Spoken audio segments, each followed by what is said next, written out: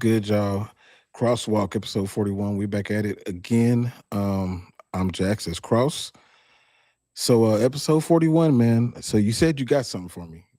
I So got a person because I already know who you're going with, but I got somebody. I'm curious to see who you think. Like, give me a guess on who you think it is first. All right, so when I was thinking in the 40s, I was like, man, who's a good 41? And of course, I went to Alabama first. I'm thinking, who's a 41 at Alabama? And I can't think of nobody that was a 41 at Alabama. But am I the right? Am I at the right school? Am I in the right place? I will say this: you're on the right track, but you're not able to finish. You're not able to get it over the top. So and then the other thing I thought about was I was like, man. So I was thinking about Syracuse. I was like, so who played running back at Syracuse? It could have been 40 or 41. But I was like, I can't think of who it is. Okay, so who is it? My number 41 is Alvin Kamara, and little different. He started his college ball at the University of Alabama. Actually got to meet Alvin, be around him his freshman year at Bama. So yeah, little off the radar a little bit, but I'm That's going a good with one Alvin though. Kamara. Yeah, what about you? Solid one. I mean, it's got to be Dirk, man. I mean, easy. Of course. I mean, he's got a statue here for a reason. The best playoff run of any superstar ever. Simply because it was him and a bunch of role players. So yeah, got to be him. Bro, easily the most impressive title run. Easily. Absolutely. Like he went through LaMarcus Aldridge. Who's the guard that was with the Blazers that got hurt? Brandon Roy. Then they went through Kobe and Powell. Then he went through the Thunder with KD, Westbrook, and Harden, and then beat the Heatles with Bron, Wade, and Bosh. Like tremendous run right there. Yep. Ain't nobody top that one. But I got a trivia question for you. So the person that I was gonna say, if you took Dirk, I was gonna say Wes Unseld, right? Yep. So there's something that Wes Unseld, Wilt Chamberlain, and Candace Parker all have in common. Do you know what that is? Bro, that's like so off the radar right there. I got no shot with that right there. No shot. All three of them won the Rookie of the Year and MVP in the same season. Oh, wow. Yeah. That's what's up. Yeah. Shout out to Giuliano, man. He shot out $10 for us, man. Appreciate you. Absolutely. Shout out to you, brother. Yeah. So yeah, we'll dig into some more NBA type stuff a little bit later. But man, I mean, let's go into UFC Winnipeg. I mean, they already talked about it in the chat. So let's jump into UFC Winnipeg. Now I'll be completely honest. I didn't watch it. I didn't watch it at all. So the reason I didn't watch it was because it's my birthday weekend, and I took my kids, my girls out to a volleyball game at SMU. So I was in dad mode, so I was not watching the game or watching the fights at all. But you did. Yeah. So I mean, it happened. But first off, that's totally understandable. Getting the family time in, you gotta show the girls a good time. But man, UFC Winnipeg was, I mean, going into the card, there weren't really a lot of expectations about it. Not a lot of name value on the card, but usually the way it's been looking lately, bro, is like the cards where we don't really have those expectations. The cards have been solid. Like we've had a lot of good fights. We had a big time scrap on the card. I think it was maybe about like the fight between John Castaneda, Mark, and the Russian guy. That was a draw. Phenomenal fight. Okay. The Russian dude had a phenomenal fight in Contender Series to even get into the UFC. So shout out to them. But a solid card all around though. So obviously I know what happened at the end of the card, but who was your MVP for the card? So I think it's an easy one. Obviously, Mike Malott, Canadian guy, headlining the card, gets the job done against Gilbert Burns, scrappy veteran. Gilbert Burns retires after the fight.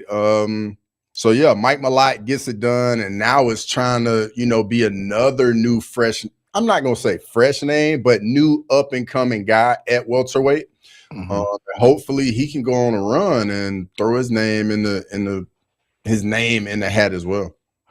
So you think that he's fully gotten over that Neil Magny situation? I hope so, because that was bad, bro. That was probably one of the worst like fraud checks we saw in a while, man. Because I mean, he had the fight won, and then all of a sudden, man, Neil Magny just broke him in the last round of the fight. It was tough. The Haitian sensation. That's a terrible nickname.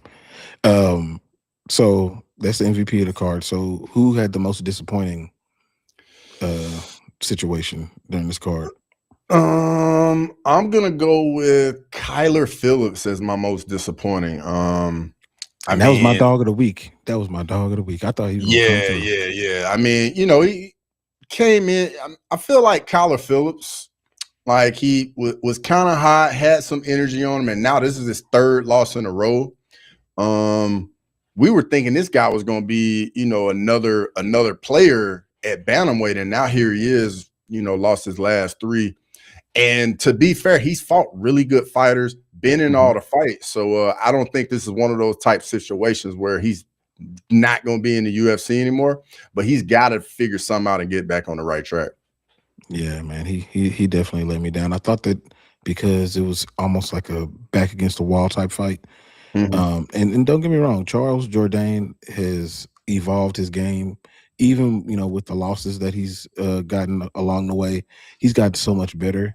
But I felt like Kyler he had a little bit more to lose in the fight. So I thought that he was gonna come through, but apparently he did not. But I mean, they did get fight of the night, apparently. Yeah.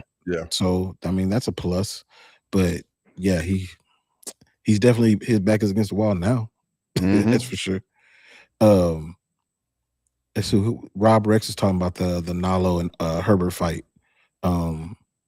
I mean, bro, like for how long it lasted, it was very exciting for as long as it lasted. But I mean, I think I was seeing on Twitter, like after the fight, man, people were talking about Nalo saying he's Indian, and that's like they were saying it's like the worst base for MMA.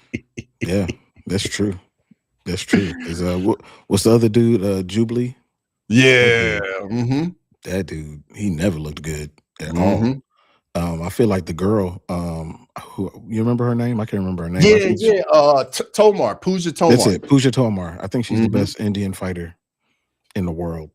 Yep. Real talk. That ain't good. That ain't good. All right. So whose stock went up after this fight card? I'm gonna be honest, man. This is a tie for me here. It's between Charles Jourdain, the dude's, I think he's like 3-0 since moving down to bantamweight, and the other one for me, what's the guy's name? Marco Barboza, the knockout. I don't know if you've seen it, but if not, let me know. I'll definitely send it to you. Yeah. Buddy, like dude got in the pocket, and you just can see like there's no panic, no rush with him. He knows what he wants to throw, and I mean he put Bazooka out cold before he even hit the ground with a left hook. It was beautiful, dog. Yeah, I did see that highlight. So yeah, I mean it was only a minute and 20 seconds. I could watch that real easy. Yeah. But yeah, I do want to see that dude. All right, so whose stock went down? Stock went down. This is a tough one because I feel like this guy's very popular. A lot of people like to see him fight, but it's Gilbert Burns. I mean, very tough guy, veteran, all the respect in the world. But I mean, it was kind of like a part of me. It was tough to watch because I mean, I know the wars Gilbert Burns been in, and you just can tell, man, the chin just cannot hold up anymore. He gets hit at all, man, and it's pretty much done. But it was kind of tough to see. But he retired after the fight. Wish him nothing but the best, and whatever he's got going in the future. But yeah, for me, it's Gilbert Burns. Yeah. Sean Moody, you saying Julian LeBlanc, his stock went down? I wonder if that's what he's saying. Yeah, I can see that too. I can definitely see that. That's a very solid argument. He lost to Robert Valentin. Valentin, he looked way better on Contender Series than he did or not Contender Series, but the Ultimate Fighter, than he has in real fights, unfortunately. But I mean, he had some different motivation for this one. I think it was his mom that passed away. Yeah. But overall, for the card, what grade would you give the card? I mean, for my expectations I had going in, I'm gonna say it was a B. I mean, like I would say like my expectations going in were like C- at best, C-. And I felt like, we got a little bit of everything, got some finishes, had some really exciting moments. So I would say it, when we had those filler cards that are like in between numbered cards and it's not a lot of name value, if we get some solid fights on them, I'm happy. Yeah. Let me jump into these comments real quick. Adrian, what's up, dude? Rob Rex, he already shooting at you, Cross. He said, excuse me. He said, I told you at the start of the season about my Spurs win be either the best playoff Spurs debut. Let's go. He did. What, he had 35 in the first round? Most ever. Over Tim Duncan. That's pretty impressive. And that's exactly why I drafted the Spurs. You were absolutely right. You were absolutely right. It kind of fell right into your hands a little bit, though. I'll take it. What's up, Tyler Betts? Let's see, what did Juliana say? He said, you're pretty sure Malott gets finished against anyone top 15, maybe Leon, and I guess obviously Kobe. Also, I'm inclined to take Aljo over Zalal. Okay, no, let's stay on that just for a second. Does Malott beat Leon or Kobe? I think he beats Kobe. Yeah, I think Kobe's done. Yeah. I think Leon is also done. I don't know where Leon's confidence can be at this point, getting finished back-to-back fights. Yeah, I don't really know. I don't think the danger factor for Leon is going to be there in fights now, because to me in the Prates fight, it looked like he was just trying to do whatever he can to like survive, like get takedowns, lay on Prates, and then Prates like slimed him out. I mean, bad. Yeah. I agree. I think he's finished, and so is Kobe. They need to both pack it up. Thoughts on Jeremiyah versus Sean? Oh, I got plenty of thoughts on this one, bro. The Wolf is gonna do what he does, man. He gonna come in there. He gonna take Sean down, and he gonna drown him. And there's nothing Sean Strickland gonna be able to do about it. It's gonna be against his will. And those, like, I get people want to talk about Jeremiyah's cardio. But you got to think, man, this dude fighting at the highest level. He knows he needs to improve his cardio. That's why he's working out in California in the garage gym with all these other MMA fighters, with Armin Sarukian, Aaron Pico. And when you think about it, man, that's how all these dudes get better, when they're working with high-level workout partners. And I think the wrestling is just going to be too much for Strickland. Yeah, man. I mean, and the other part of it is that they know each other. And Jeremiyah knowing you is bad business. He knows what you're trying to do. That's terrible. It's not going to go well for you. And then when we talk about his cardio, people bring that up. He didn't seem to have any problems against DDP. True. And that's a bigger, stronger man than Sean Strickland. So I don't think he's going to have any issues here at all. I think he walks right through him. Data hoarders, what's good? I ain't gonna read all that, but I know what you're talking about. Grimy, this was a really good one, man. I used to really like Glenn Rice too, and that didn't even come to my mind. But that is a great pick. That was a great pull right there. Sean Moody said John Giannis or Robert Valentin was his MVP.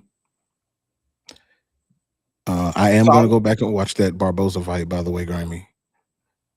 Yeah, you definitely got to see that KO, bro. That KO was nasty. Yeah. Let's see any more of them. Chris Cushman said Barboza been slamming fools out with that left hook, even on the regional scene. Yeah. We love to see it. Yeah, for sure. For sure. All right. So this coming week, we got UFC Fight Night Vegas, headlined by the former bantamweight champion, Aljamain Sterling, against Youssef Zalal, which Juliana brought up earlier. Co-main, Norma Dumont, and Jocelyn Edwards, who I never Mhm. would have thought was going to be in a co-main, but Yeah, here it's we one are. of those cards, brother. It's one of those cards. Here we are. So obviously we got that headliner. What do you think this means for the division? Aljamain Sterling against Youssef Zalal. I'm gonna be honest, man. I think this is a much more dangerous fight for Aljo than what a lot of people realize, man. People got to realize Youssef Zalal took Ilya Topuria to decision Mm-hmm. not Sure so did. long ago, and then Youssef Zalal was out of the UFC, worked his way back to the UFC, and has looked like he's gotten so much better since getting back into the UFC.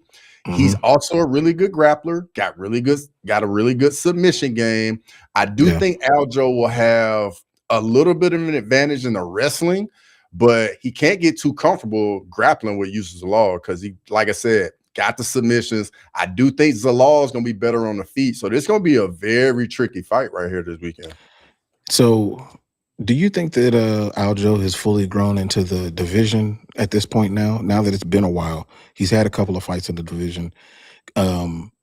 Is there any concern about him still being the smaller man? Kind of like the way that we see Davison Figueiredo when he's fighting, some of these top tier people in his division. That's when he starts to look like the person that was a former flyweight. Yeah, so size-wise, I think Aljo is going to be fine, especially with his wrestling credentials, how strong he is. I definitely think he'll be fine there.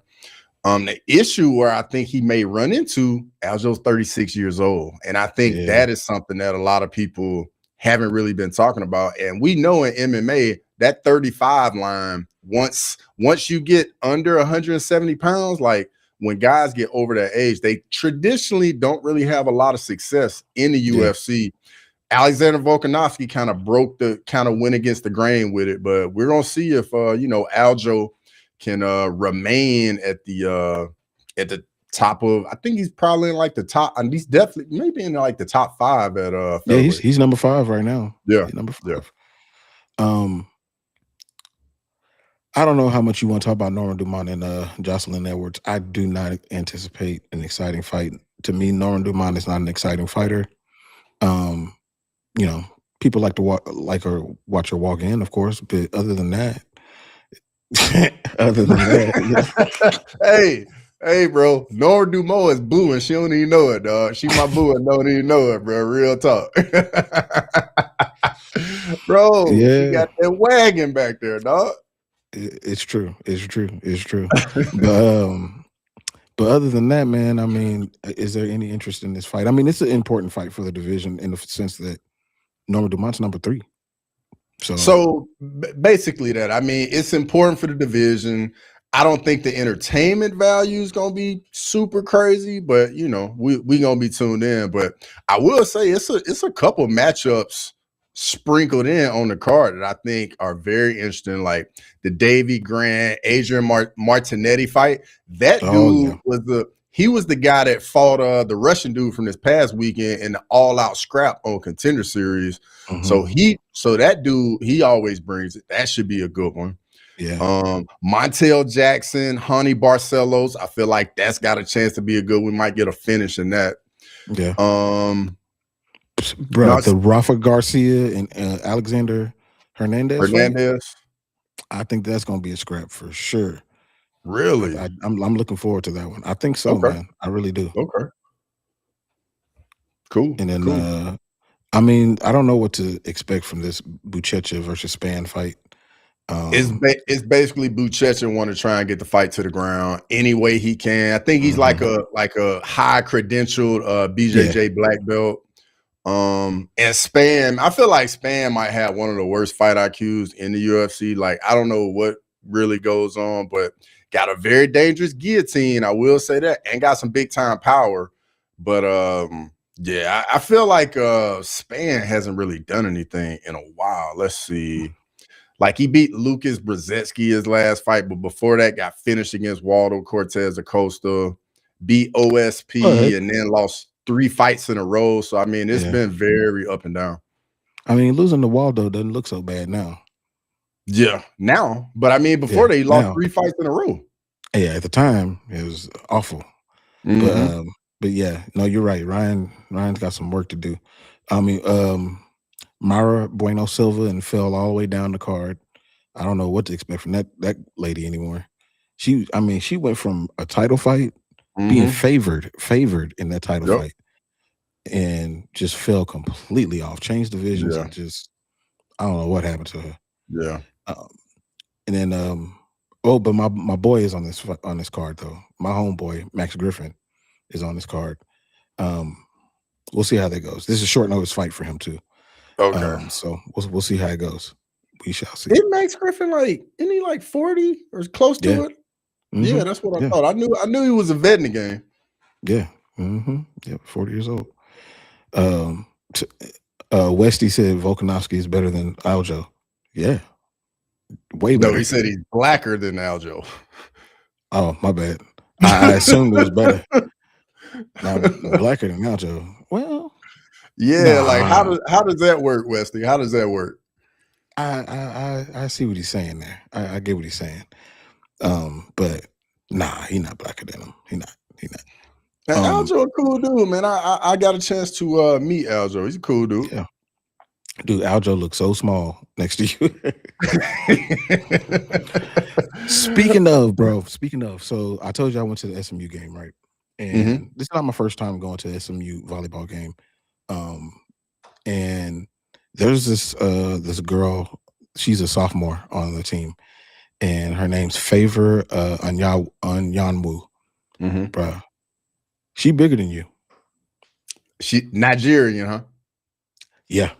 Yeah, I already knew. Bro, something about those Nigerian genetics, man. I tell you, bro. Nah, she bigger than you. She can jump. I mean, she can jump for real. Smart, pretty. Like, bruh, she different. She different. Star on the team. Yeah, I believe it. It's crazy. It's crazy. So does that mean like she's replacing what's the former featherweight in the women's division? What's her name from Australia with all the tats? Oh, Megan Anderson. Yeah. Did she take Megan Anderson's spot? Bruh, if you are gonna make like a super villain with her, you can't. Y'all got to stay far apart. You're gonna destroy the world. Can't do it. But nah, she's dope. I like her a lot. Okay. But I'll send you a picture. You're gonna be like, oh my god. Okay. Anyway, so yeah, anything else you want to touch on this card before we jump into some NBA? Nah, I think that's good, man. You know, with these little filler cards, man, I don't think it takes a whole lot. We can definitely touch on. I mean, we got the NFL draft coming up, and you know the NBA playoffs. Grimy, come on, bro. Come on, dog. Oh, Grimy said he did ask a good question though. He said, "Is this card worse on paper than last week's card?" I think on paper it's worse. I think you think this card. You think this one's worse? I feel like the last one was worse on paper. Hold on, from a name aspect. Let me pull last week's. But mind you, I didn't watch the card, so I can't say. Yeah, last week was kind of bad. I had to go back and look. It's pretty bad. You look at that card. You're like, who are these people? But man, this weekend is pretty bad too, though. Like, I'm sorry, it's literally a coin flip, dog. Literally a coin flip. So, Grimy, you saying you're not excited to see Jackson McVeigh against Cedricus Dumas? You're not excited about that? Nah, bro. Dang, dog. Westy talking about your girl, bro. He said Megan Anderson is slightly hunchback. Hey, Megan Anderson can do no wrong in my book, man. No wrong. No wrong. I will protect her at all costs. All right, so let's talk about some basketball, man. So what I did watch this weekend were the playoffs. I did watch that, and I recall I think you sent me something before the game. You may have sent me something about Kevin Durant being out for the Rockets, and we talked about this. We talked about when we were kind of making our predictions, and you were mentioning that before you knew that Luka and Austin were out, that you were kind of leaning at this being kind of a back and forth type of series. And then Kevin Durant got out, and that changed everything. And LeBron controlled the entire game, and the Houston Rockets could not score a basket. Nope. Dude. Yeah, when I mean, with Kevin Durant being out, man, like I don't think people understand just how critical of a piece that is. It's so easy because playoff basketball, the tempo is gonna slow down, and it's a lot more half court basketball, right? So what ends up happening is your superstars got to go get tough buckets, and there is nobody better in the NBA at getting tough buckets than Kevin Durant. Kevin Durant, and I mean, makes it look easy too. So losing that definitely puts a lot more in Sengun, or Sengun. But I don't know, man. We're gonna see if KD can get back for game 2. But without him, man, the Rockets are in trouble. We're talking about donate some of that hair to the homie Cross. Nah, that's his thing, bro. Like he's mastered it now. He can't go to hair now. He can't go back. It's too late, bro. It's like Michael Jordan trying to go back to hair. It's like, bro, what are we doing? Remember that time Dion went from ball to hair and then back to ball? You remember that? Yeah. Yes, it was weird. Yeah, real weird. If I came on here with hair, bro, like it would, like everybody would lose their mind. That's like me coming on here with no hair. Yeah, that would be weird. Real weird. And no beard. I look like a child. Nah, that's not gonna happen ever. Let's see. Let me go through the series. So the Thunder beat the Suns. That's nothing to talk about there. That was a blowout. Nuggets beat the Timberwolves. Something to talk about here though. Anthony Edwards, man, he ain't right, bro. He's not healed. I don't think he's right. And I think the Nuggets are going to run straight through Timberwolves because they just not healthy. And the Timberwolves don't have another ball handler. And it's sounding like that's kind of like the theme of the playoffs right now. We just talking about KD being hurt, Ant-Man being hurt. And Grimy, I definitely got something for you about the NBA playoffs because your Pistons did not win. Yeah. Oh, that's coming up in just a second. Yeah. Yeah. So I think the Timberwolves are in trouble. The Spurs did what they do. We talked about that a little bit earlier about what they were doing against the Trailblazers. I actually thought the Trailblazers were going to do a little something with Donovan Clingan, but nah. I'm not expecting. I think that's just a little small road bump of a series for the Spurs, man. Like if Wemby stays healthy, it's a problem. Like I think only like Denver and OKC really the only two teams got somebody that can really do something with Wemby. Yeah, that's true. That's true. On the other side of the bracket, the Orlando Magic beat the Detroit Pistons, and it was wire to wire. It was not close at all, actually. At all. It was a bad situation. And Anthony Black, Duncanville Panther, went against Ron Holland on the Pistons, also a Duncanville Panther. So I wanted to make sure we pointed that out. But dude, the Pistons, bro, they don't have a secondary ball handler either. And Cade played really, really well. And everybody else in the team played like trash. Yeah. And I mean, Banchero, man, he came out and kind of just led the charge for the Magic, man. They really just punched the Pistons in the mouth, and the Pistons just did not respond at all. And, with a younger squad, that is not what you want to see. These young guys should have all kinds of fight in them because, they haven't been in this position before. Like, they should want to get out here, perform. But we're going to see if they can rebound, and get a win in game 2. I think they will. But do you think that because Orlando had to play 2 play-in games just to get to this game, do you think that benefited them? Oh, definitely. Because I mean, you get a chance to stay in that rhythm. Whereas, the higher seeded teams, when they get these days off, and Like there's something to like time off, like guys can get healthy, but at the same time, like your timing on the basketball court and your feel and the touch a few days away and not going at game speed, like it can take a little bit for you to get that back, like tip top. Yeah, I feel like Paolo was able to get that bad game because his first game in the play-in against the 76ers was so bad. So he was able to get that bad game out of his system, and he played back-to-back like really dominant games. The thing about Paolo Banchero is like he has the ability to, I'm not saying that he's going to be as good, but to be modeled in the way that LeBron, like I'm talking about older LeBron, has played bully ball, forcing his way into the paint, getting easy shots, playing in the mid-range.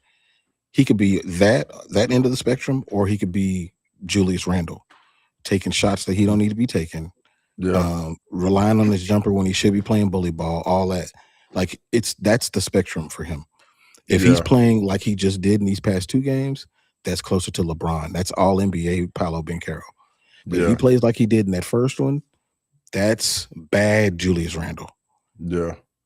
Yeah, I think with Paulo, man, his thing is like he's so gifted athletically. I mean, 6'10", handle the ball, shoot, do whatever he want to do.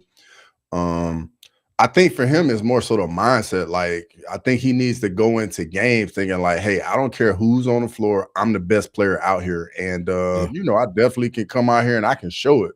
And I think once he plays with that night in, night out, he's gonna go to another level. Yeah, I agree. Rob Rick said he thinks that AE is ready to leave the Wolves. Nah, he ain't going nowhere. He the man up there. He owns that city. Yeah, he's the guy.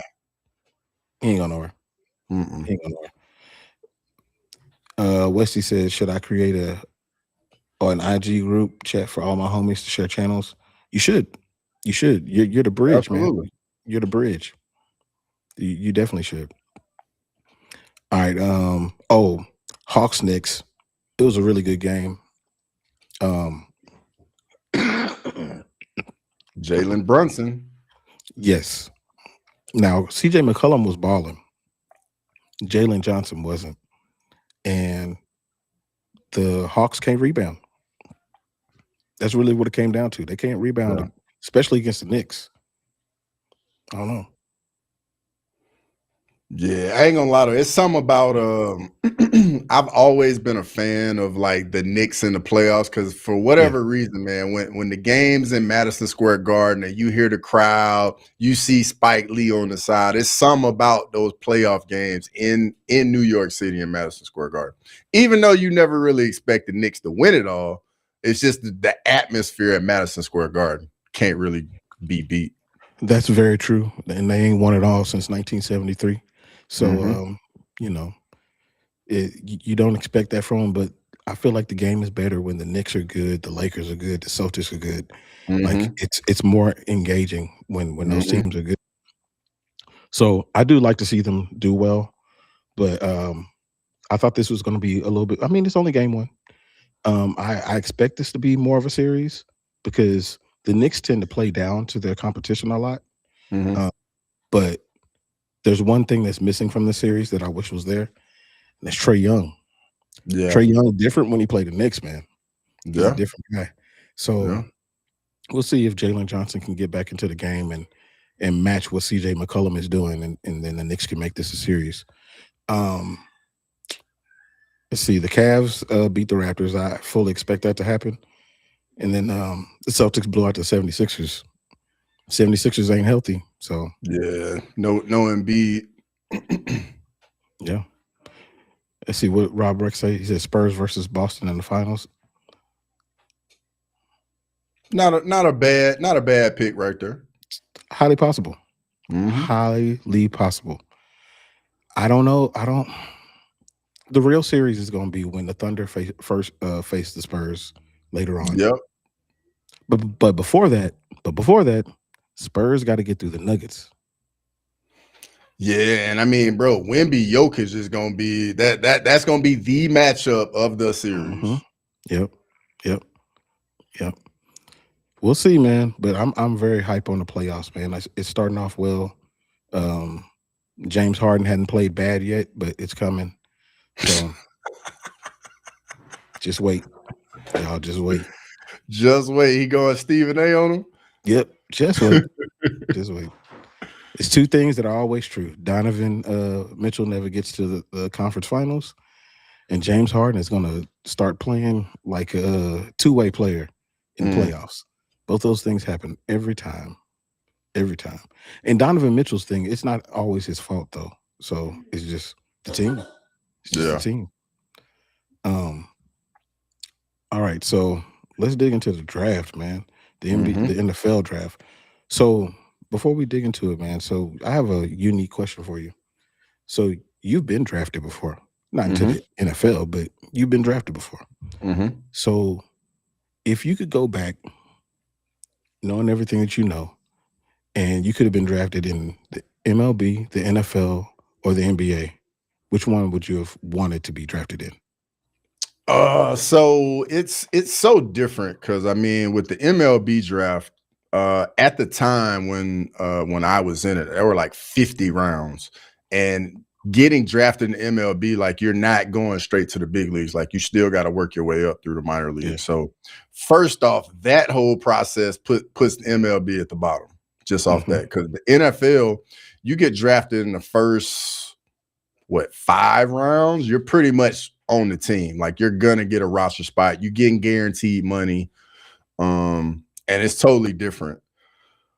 And NBA, I feel like you got to be in the lottery. Like if you're outside of the lottery, there's no real guarantees for real outside of the lottery. So I would think just from a number standpoint where there's more slots, I would probably go with the NFL. But longevity wise, probably the NBA. Yeah, I figured you were going to say NFL. So, which leads me to my follow-up question, and I can answer this one. What NFL team would you not want to be drafted by? Oh, man, it's more than one, honestly. It's more than one. I would probably say, unfortunately, I mean, actually, yeah, it's definitely more than one. It's a few actually. The Jets, because I mean, you already know you're never gonna win anything up there. The Browns, you're never gonna win anything, and you're gonna have really bad weather. And I think the other one's probably like the Bengals too. Just because like I've had a couple buddies play for the Bengals, and I just heard like how they treat a lot of the players, and they don't really like spend a lot of money to like take care of the players, which when you're playing a professional sport, honestly, that is the most important part. Does the organization spend money on the players and like take care of them and all of that? And that's a very, very important part. Yeah, you know, they did a whole survey about that too, to the players, and they put it out, and the teams were a little bit upset. It's like, don't be upset, do better. And I think the Bengals were at the bottom. I think they put it in the collective bargaining agreement where they can't do it anymore. I think the Bengals have like the worst, like everything. Yeah, they don't spend any money, dude. I think a baseball equivalent to the Bengals would be like the Marlins or the Rays or the A's. They don't, those three. Neither one of them, none of them, they don't spend no money at all. At all. It's crazy. So for me, the team that I would not want to be drafted by, the Eagles. Dallas Cowboys. What? I feel like that would be the team you would want to get drafted by. No, I would not. One, it is a lot of pressure, and it's a very short leash. And then for me, I would not want to play at home. No desire to play at home. It's too much. I'm gonna tell you this though. When you get those game checks and the taxes ain't hitting, you gonna wish you was playing for the Cowboys then. I play for a Florida team. Any team in Florida. Play for the Seahawks. Somewhere with no state tax. I just wouldn't want to play at home, man. Like I've heard just from people that I know have played, in the league, and it's almost like an additional job to just try to deal with people trying to tug on you to get this and that. It's like, dude, I got to get away from all that.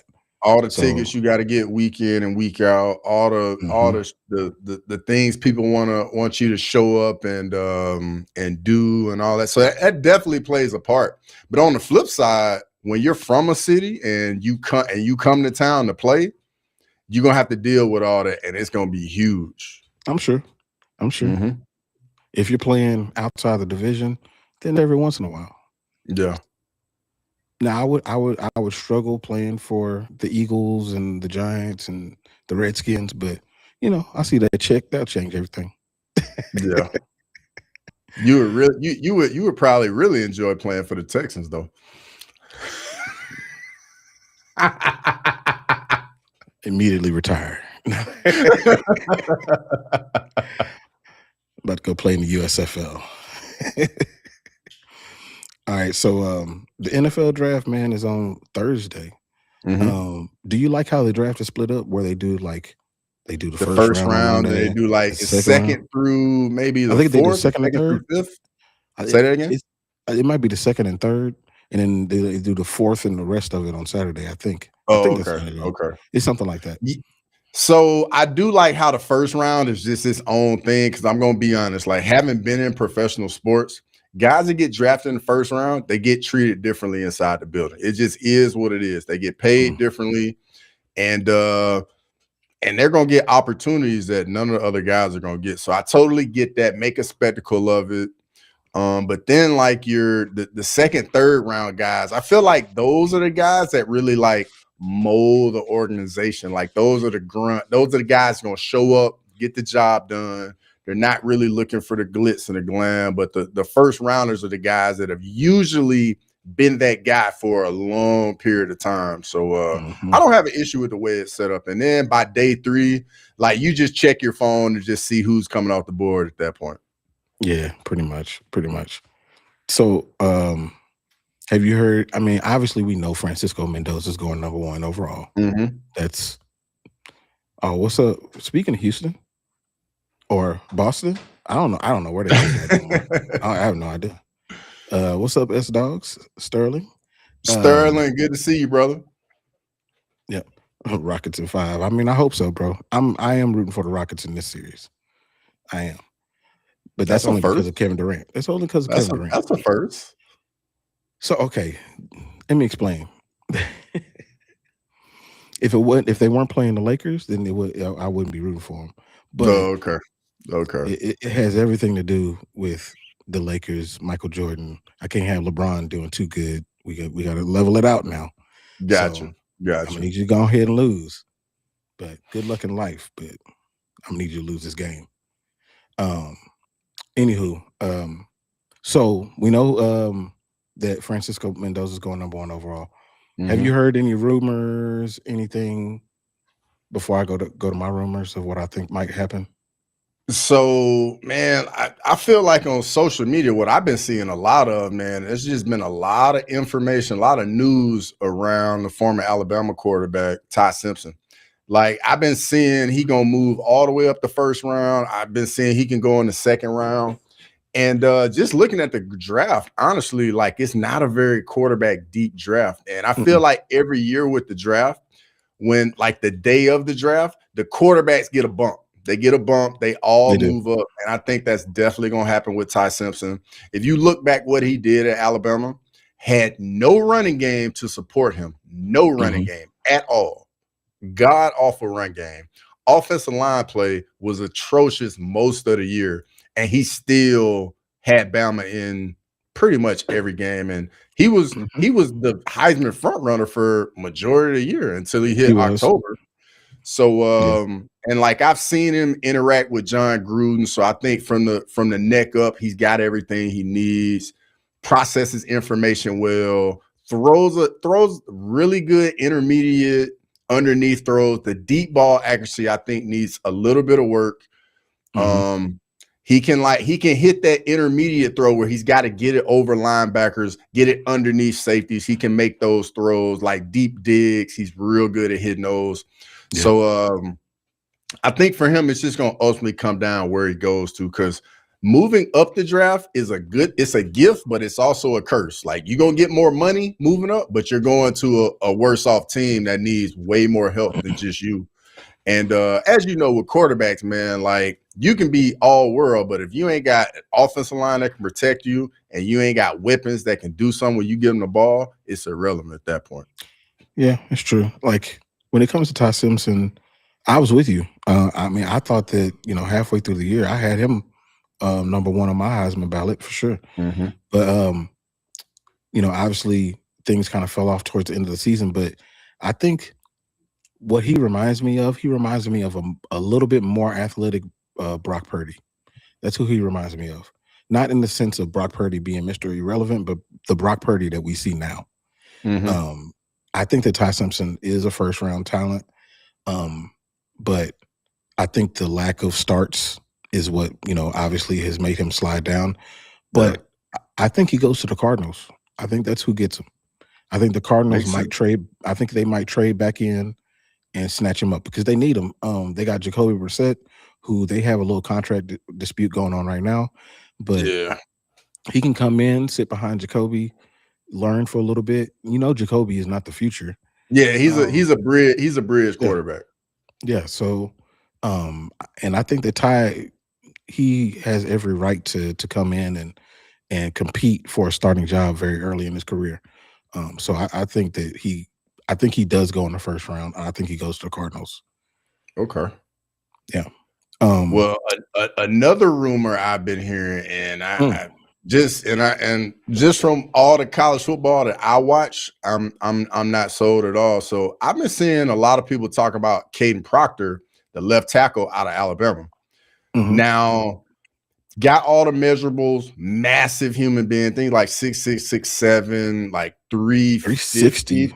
Yeah, massive tackle. I think he played like overweight in college. I think he needs to lose a little bit, but massive human being. But in my opinion, I don't think he handles edge rushers well at all.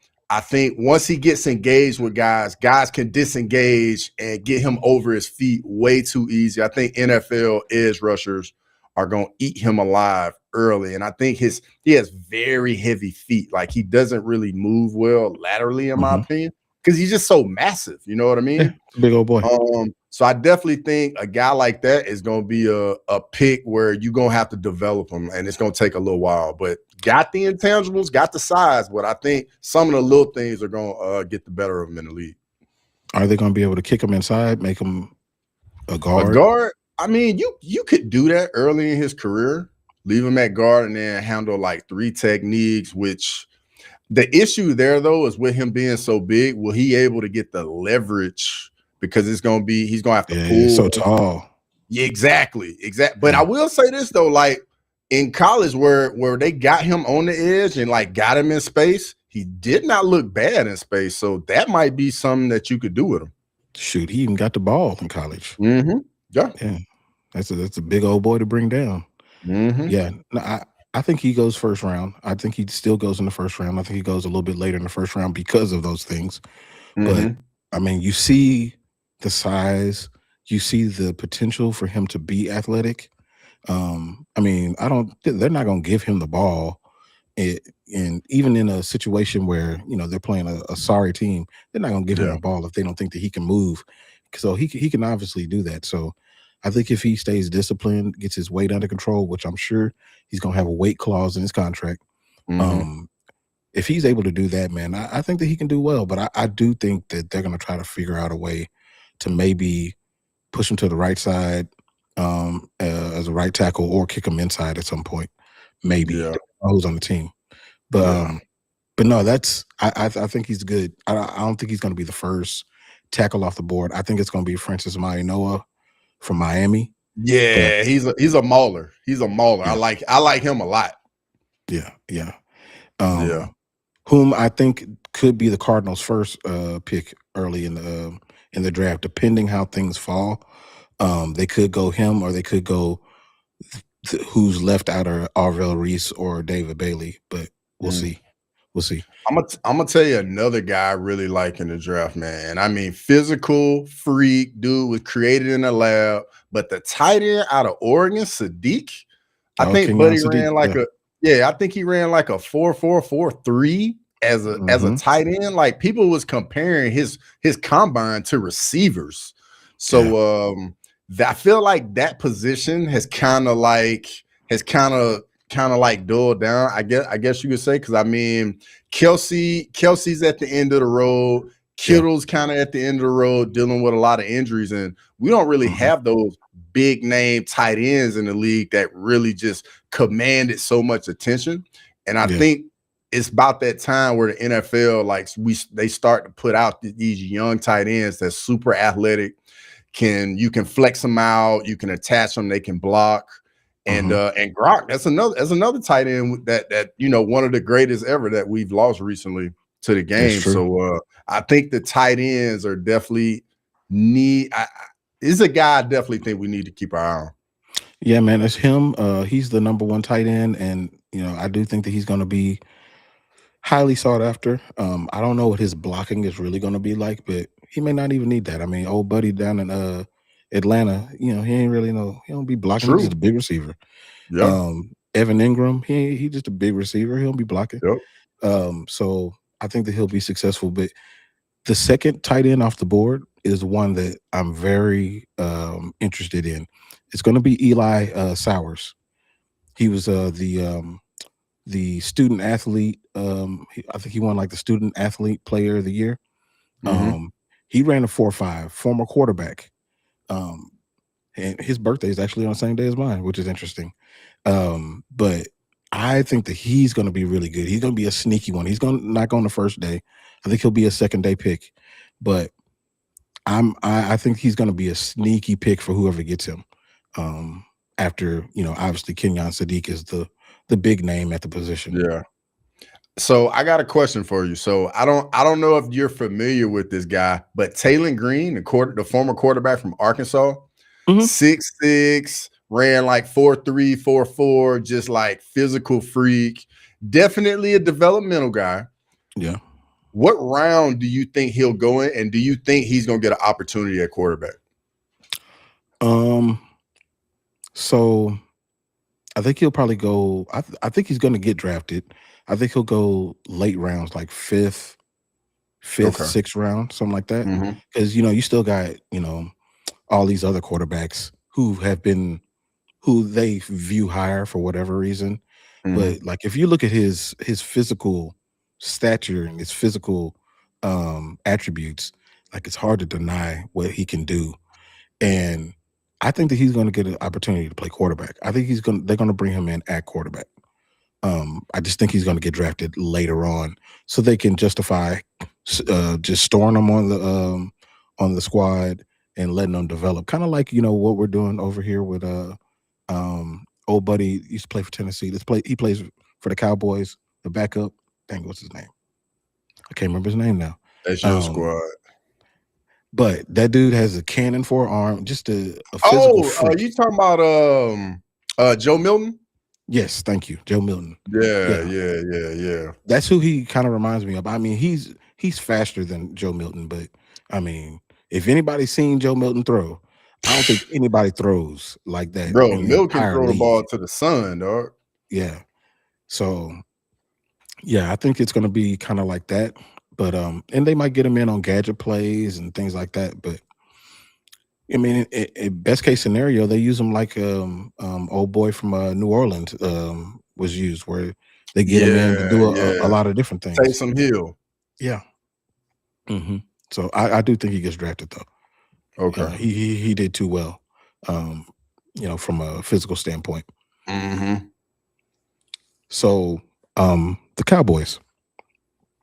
They the rumor is that they're going to trade up for one of these, Arvell, Reese, or David Bailey.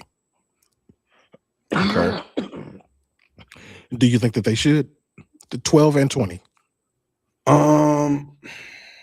Especially going defense. Me personally, I like Arvell Reese. But I don't think he's a guy you should trade up for, though. Like an off-ball linebacker. I don't think he really sheds blocks the greatest. And I think sometimes, we see guys in college, they can get away with a lot of things, but then when they get into the league, man, it's the best of the best. And I'll give you an example.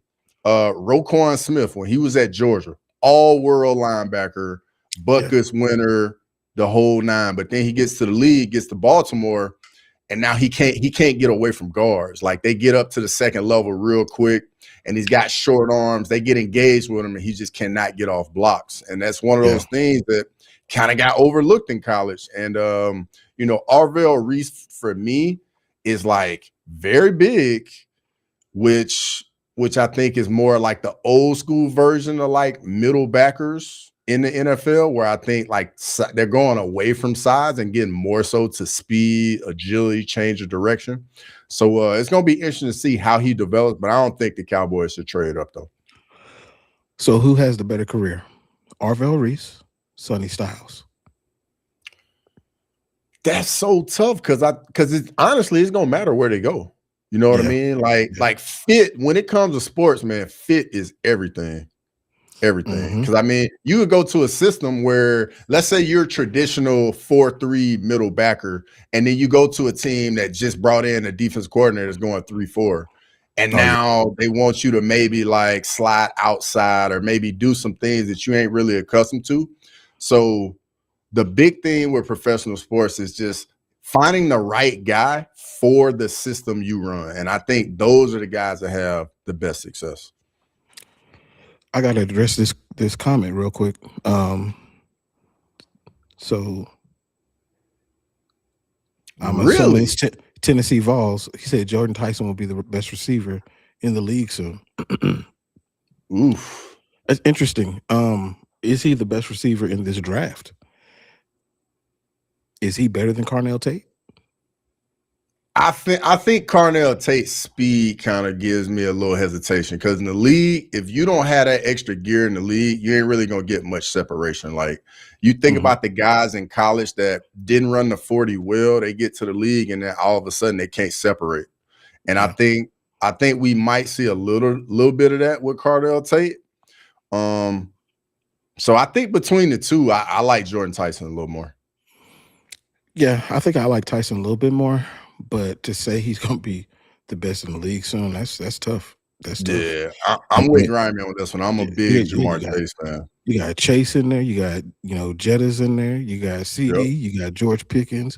You got JSN. Like, bruh. JSN might be the guy right now. I mean, if you look at what he did last year, he's the guy. He's the guy. So if I had to pick one, though, I'm taking Jamar Chase. I'm sorry, that's who I'm taking. If you picking one receiver, that's the guy you taking. Jamar Chase is the one. It's not a bad pick. I'm taking Justin Jefferson. It's fair. That's who I. But you got to think, they was on the same team in college as Jamar Chase was the number one option. That's true. That's true. I'm just saying. That's true. I'm just saying. I feel like Justin, he's done more with less. I think he's done more. Okay, I can give you that. I can give you that. Yeah. Grimy JSN, the Buckeye. So never. Okay. I mean, yeah. Ohio State has had a run at wide receiver. I mean, an unbelievable run. So wide receiver, you. Wide receiver. Who's your wide receiver? You. Ohio State, LSU, Bama. It's between those three. It is. Dude, Bama's got some wide receivers, bro. That's tough. That's really real tough. Like, for real. Like, people don't realize like how close that is. Yeah, because you start rattling off the names from these other schools, it's like, oh, I forgot about him. You know what I mean? Yeah. Ooh, I'd have to think about that one, dude. Yeah, it's tough. It's real tough. Yeah. Oh, okay. He said he meant in the draft. Okay, that's fair. That's fair. Oh, okay. We got you. That's fair. We got you. I can't push back on that one because it's out of him, Carnell Tate, and Mekhi Lemon. Outside shot. Lemon is nice too. Lemon, real nice out of USC. He real nice. Yeah. Grimey's crazy, bro. Bro, isn't that, bro, all the time, man. All the time. He said, visit Cross's page. Cross.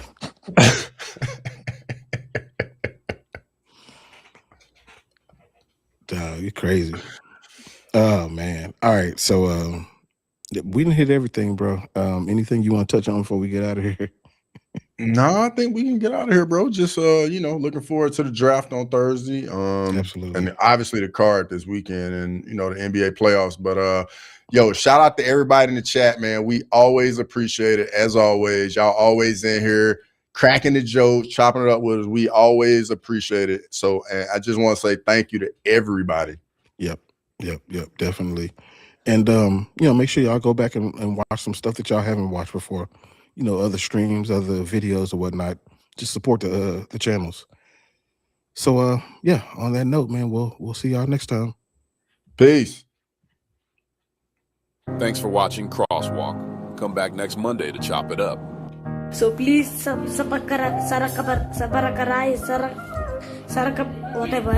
whatever.